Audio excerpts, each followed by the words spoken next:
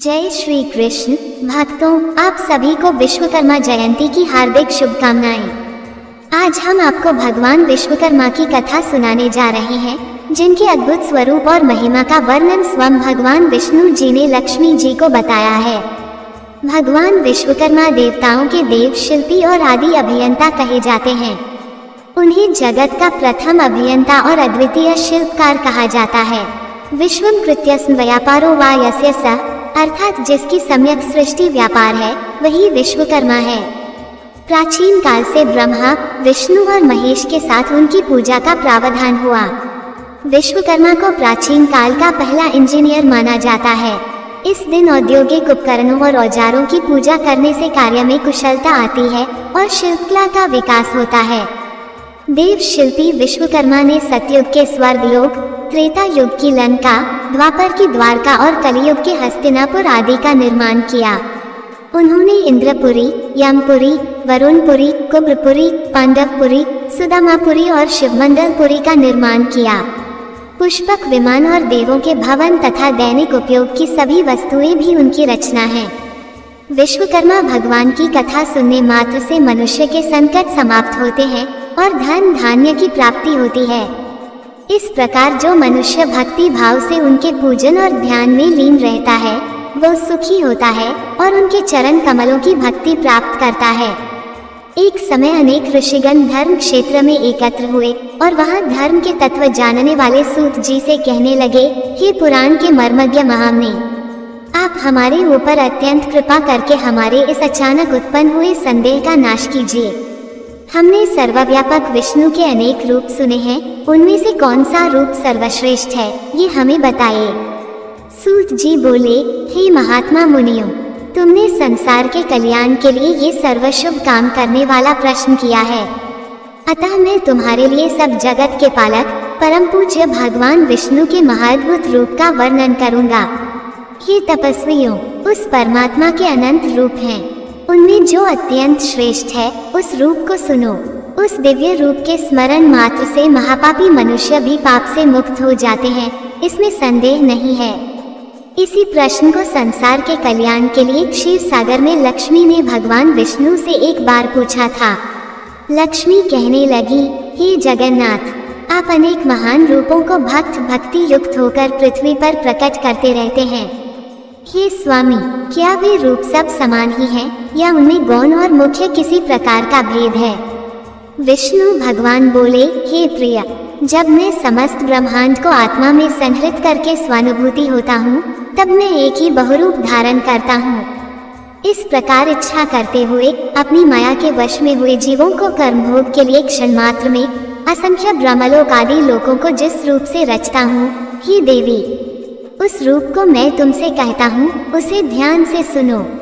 हे देवी, मैं यहाँ अद्भुत, सब और तेज से व्याप्त, अनेक सूर्य की चमक से भी अधिक चमकने वाले विश्वकर्मा रूप को धारण करता हूँ और उनके अनुगमन में मनुष्य सृष्टि करने की कामना करता हुआ सर्वप्रथम पुण्यात्मा तपस्वी ब्रह्मा को रचता हूँ।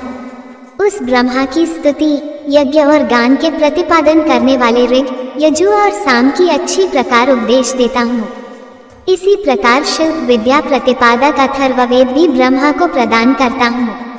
ये वही वेद है जिससे शिल्पी लोगों ने शिल्प निकालकर अनेक वस्तुओं की रचना की है। हे देवी, मेरे अनेक रूपों में यह विश्वकर्मा रूप मुख्य है। यही वह रूप है जिससे सारी सृष्टि क्षण मात्र में उत्पन्न होती है।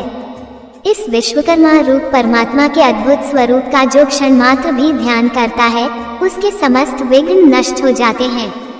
जो शिल्पी श्री विश्वकर्मा के दिव्य रूप का ध्यान पूर्वक चिंतन करता है उसके समस्त दुख विदीर्ण हो जाते हैं। सूत जी कहने लगे, हे ऋषियों, इस प्रकार लक्ष्मी जी को अपने दिव्य रूप का वर्णन करके त्रैलोक्यपति भगवान विष्णु मौन हो गए। ऋषिगण बोले, सर्वधर्म को जानने वाले महाराज सूत जी, आपने ये दिव्य लक्ष्मी और भगवान विष्णु का संवाद कैसे जाना? भगवान विष्णु को दिव्य विश्वकर्मा रूप किस प्रकार प्राप्त हुआ और संसार ने इस रूप को कैसे जाना? सूत जी बोले, हे मुनियों, सुनो, जिस प्रकार मनुष्यों की कामना को देने वाला ये समाचार मेरे कानों में पहुंचा वह मैं कहता हूँ। 1. महर्षि अंगिरा नाम वाले मुनि हुए, जिन्होंने हिमालय पर्वत के समीप गंगा तट पर बड़ा भारी तप किया था। वर्षा ऋतु में आच्छादन रहित स्थान में, शीतकाल में शीतल जल में, ग्रीष्मकाल में धूप में बैठकर वे अंगिरा मुनि तप करने लगे। तप करते करते भी उनका मन सुखी नहीं था और इधर उधर इस प्रकार दौड़ता था जैसे मृग इधर उधर भागता है। तभी अचानक आकाशवाणी हुई, हे तपोधन, तू व्यर्थ श्रम करता है। लक्ष्य से छूटा हुआ बाण कैसे अपने लक्ष्य को बे सकता है, वही तेरी गति हो गई है। तू लोक में उपवास को प्राप्त हो रहा है। उत्पत्ति, स्थिति और संहार करने वाला, सबको अभीष्ट सिद्ध करने वाला महातेजस्वी विश्वकर्मा संसार में प्रसिद्ध है। उनका पंचमुख और दशबाहु वाला महादेव रूप सरस्वती और लक्ष्मी से पूजित है। तू उनका दिन रात ध्यान कर। इस रूप का स्वयं श्रीहरि ने क्षीर सागर में उपदेश दिया है। सब कामों को छोड़कर व्रत का आचरण कर और उसी दिन विधि पूर्वक विश्वकर्मा जी की पूजा कर। इस प्रकार आकाश को गूंजा देने वाली वाणी को सुनकर अंगिरा मुनि बड़े विस्मय में पड़ गए और भगवान का ध्यान करने लगे। श्री विश्वकर्मा जी का ध्यान करते समय उनके चित्त में शिल्प ज्ञान धारक अर्थ सहित अथर्ववेद प्रविष्ट हुआ। उन तत्व ज्ञान ने विमान रचना आदि की अनेक शिल्प विद्याओं का रस अथर्ववेद के ज्ञान से प्रकट किया। ये संसार श्री विश्वकर्मा भगवान की कृपा से ही सुखी है, क्योंकि उनके बताए ज्ञान से ही आवश्यक ज्ञानादि जगत बनाता है। तभी से श्री विश्वकर्मा जी का रूप संसार में प्रसिद्ध हुआ। परंपरा से आए हुए इस कथानक ने मेरे कानों को भी पवित्र किया है। हे ऋषियों, इस परम रहस्य को जो मनुष्य श्रवण करेंगे, उनके लिए श्रवण मात्र से ही ज्ञान की प्राप्ति हो जाएगी। यह महाज्योति रूप है जो संसार का उपकार करता है। वो मनुष्य कृतघ्न और पापी है जो इस रूप का ध्यान नहीं करता। ऋषिगण बोले, हे महाराज, आपसे कहे हुए श्री विश्वकर्मा के चरित्र को श्रवण करते हुए हमारे चित्त की तृप्ति नहीं होती, जैसे अमृत के पान से देवताओं की तृप्ति नहीं होती। अब भी श्री विश्वकर्मा जी के सच्चरित्र के श्रवण की इच्छा इस प्रकार बढ़ती जा रही है, जैसे हवा से बार बार अग्नि बढ़ती है। सूत जी कहने लगे, हे मुनियों, एकाग्र मन से तुम जगत पूज्य सच्चिदानंद स्वरूप श्री विश्वकर्मा जी का दिव्य आख्यान सुनो। प्राचीन काल में प्रेम नाम का एक राजा हुआ, जो अपनी प्रजा को संतान के समान पालता था और सब धर्म के कामों में बिल्कुल प्रमाद नहीं करता था। वह अपनी प्रजा का स्नेह से शासन करता था और कभी भी दंड से प्रजा का दमन नहीं करता था। दरिद्रता से आक्रांत हुए मनुष्य मेरा शासन मानेंगे, यह उसकी नीति नहीं थी। अतः वह राजा सदा प्रजा की वृद्धि के लिए यत्न करता था। उसका राज्य कृतघ्न और दुष्टों के अभाव के कारण सुखी था। उस राजा की कमल नयन वाली, साक्षात सती के समान विदुषी, धर्म कर्म और व्रत परायण कमला नाम की भार्या थी। कभी देवयोग से उस राजा के शरीर में दारुण कुष्ठ रोग उत्पन्न हो गया। बार बार चिकित्सा करने पर भी वह रोग समाप्त नहीं हुआ। उस रोग की पीड़ा से पीड़ित राजा बड़ा व्याकुल होने लगा। तब से ही उस पुरोहित ने सब कामों को छोड़कर विधि पूर्वक व्रत किया। व्रत के दिन वह ब्रह्मचारी रहता और फलाहार या एक समय आहार करता तथा धर्म चर्चा में लीन रहा करता था। उस व्रत के प्रभाव से पुरोहित को दिव्य दृष्टि प्राप्त हुई और बुढ़ापे में भी उसकी देखने की शक्ति नष्ट नहीं हुई। हे महाराज, मैं दीनता के साथ प्रार्थना करती हूँ कि आप भी दीनपालक श्री विश्वकर्मा की शरण में जाए, जिससे इस दुख से छुटकारा मिले। राजा बोले, हे प्रिय, तुमने ठीक कहा है।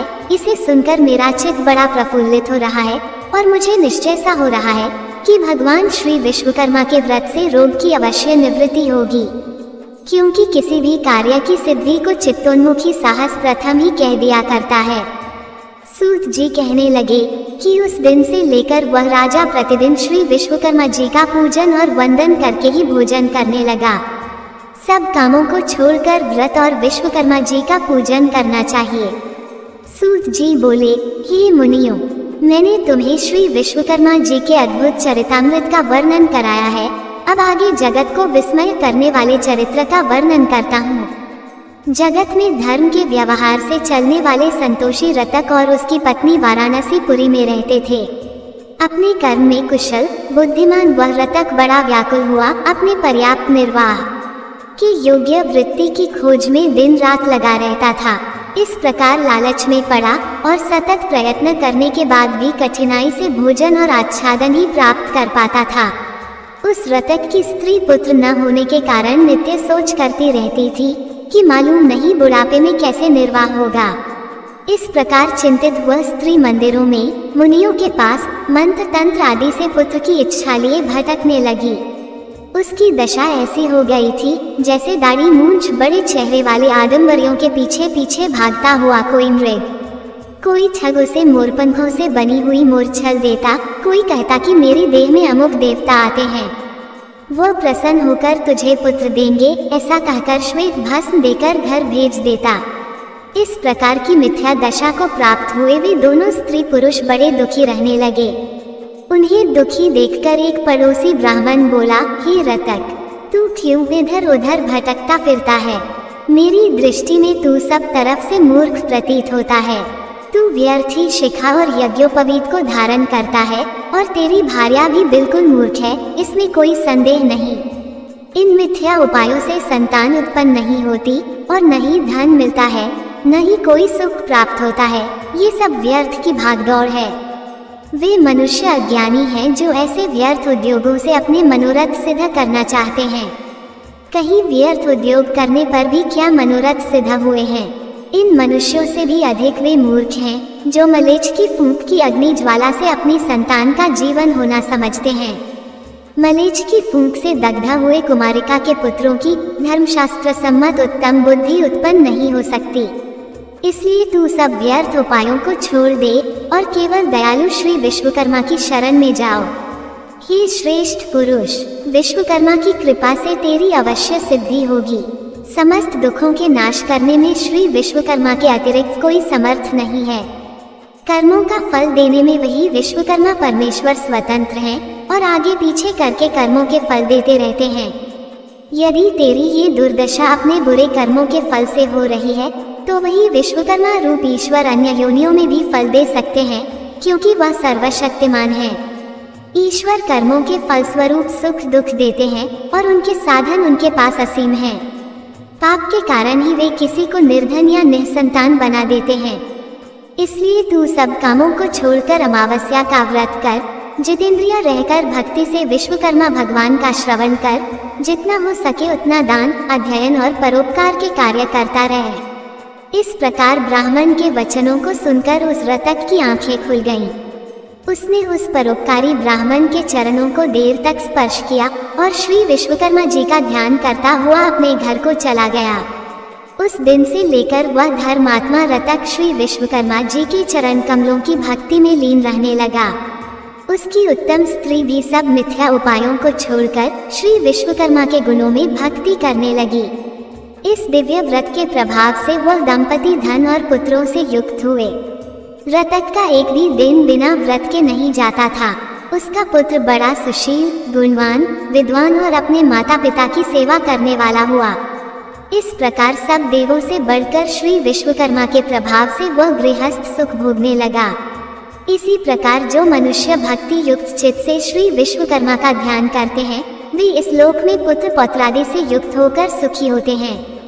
ऋषियों ने कहा, हे सूत जी, विश्वकर्मा भगवान के जिन चरणों की पूजा देवता भी करते हैं उनके आनंदमय चरित्र को थोड़े से शब्दों में सुनकर हमारी इच्छा और भी बढ़ गई। जिस प्रकार हवि से अग्नि प्रज्वलित होती जाती है, ठीक उसी प्रकार जैसे जैसे हम विश्वकर्मा भगवान का चरित्र सुनते हैं वैसे वैसे उसे सुनने की इच्छा और भी बढ़ती जाती है। सूत जी बोले, हे मुनियों, आप लोगों ने विश्वकर्मा के चरित्र को सुना जिसके सुनने से देवता भी तृप्त नहीं होते। एक बार नैमिषारण्य में अनेक मुनि और सन्यासी एकत्र हुए और अपने अभीष्ट की प्राप्ति के लिए एक सभा की। विश्वामित्र मुनि कहने लगे, हमारे आश्रमों में दुष्ट कर्म करने वाले राक्षस बार बार आकर यज्ञ करने वाले मुनियों को कष्ट पहुंचाते हैं। वे बड़े बड़े मनुष्यों को अपना ग्रास बना लेते हैं और यज्ञों का नाश करते हुए नरमांस भक्षण करते हैं। मातंग मुनि बोले, हमारे पूज्य पुरोहित उपमन्यु जो ब्रह्मचर्य व्रत में स्थित रहकर कंदमूल खाकर सदा धर्म कार्यों में संलग्न रहते हैं, और प्रतिदिन परमात्मा का ध्यान करते हैं, वही राक्षसों का नाश करने में समर्थ हो सकते हैं। इसलिए अब हमें उनके कुकृत्यों से बचने का उपाय ढूंढना चाहिए।